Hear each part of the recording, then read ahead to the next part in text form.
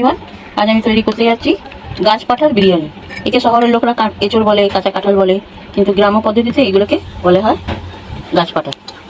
আমাদের দুজন লোক, বেশি লোক নেই, সেই কারণে আমি এখানে 5 পিস এই এঁচড় নিয়েছি আর 5 পিস আলু। এটাকে একটু নুন হলুদ দিয়ে সেদ্ধ করে রেখেছিলাম।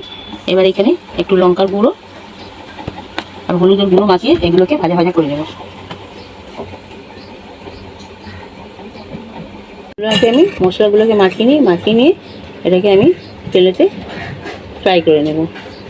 এখানে এখন আমি একটা মশলা তৈরি করে নেবো। এখানে দুটো টমেটো কেটে রেখেছি, একটা কাঁচা লঙ্কা, আদা রসুন, এক টুকরো আদা, 5-6 কোয়া রসুন। একটা কড়া চাপিয়েছি, এতে 100 গ্রাম তেল দিয়েছি। তেলটা আমি একেবারেই দেবো, আর বারে দেবো না। এই তেলেতেই ভাজাও হবে, এই তেলেতে বিরিয়ানিটা হবে। এখানে আমি একটা বড় সাইজের পেঁয়াজ জিনিসটা করে নিই। মশলা দিয়ে হলুদ গুঁড়ো,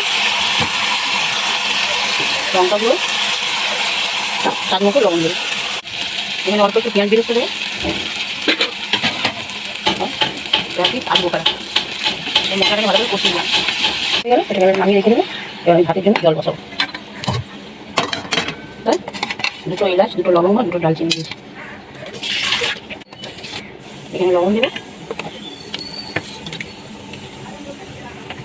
1 চামচ মতো রিফাইন্ড অয়েল দেবো, যাতে ভাতটা চচ্চড়ে যায়। এখানে জলটা আমার টক করে ফুটছে। এখানে আমি 1 ঘন্টা আগে থাকছে basmati rice, Indian basmati rice ভিজিয়ে রেখেছি, বেশি না, মাপে 250 আছে। এখানে আমি জলেতে দিয়ে দেবো।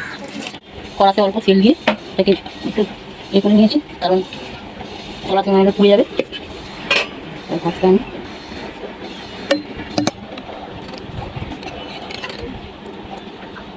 একটু গরম মশলার গুঁড়ো দেবো, পেঁয়াজ বেরেস্তা দেবো। এখানে 1/2 কাপ দুধ দিয়েছি, এতে 1 চামচ মতো কেওড়া জল দেবো,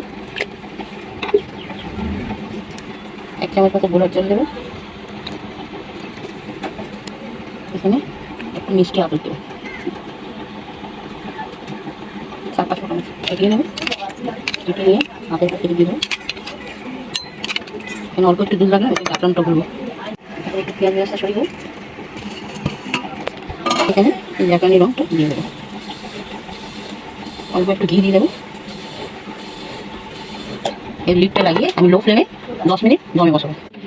দেখুন বন্ধুরা, 10 মিনিট আমি দমে বসিয়ে রেখেছিলাম। এটা আমার বিরিয়ানিটা রেডি, এঁচড়ের বিরিয়ানি, গাছ পাটা বিরিয়ানি। এই রেসিপিটা যদি আপনাদের ভালো লাগে তাহলে আমার চ্যানেলটাকে সাবস্ক্রাইব করে দেবেন, লাইক কমেন্ট শেয়ার করে দেবেন। বেশি বেশি করে শেয়ার করবেন আর আমাকে কমেন্ট করে জানাবেন যে কেমন মনে হলো, এটা রান্নাটা কেমন লাগলো।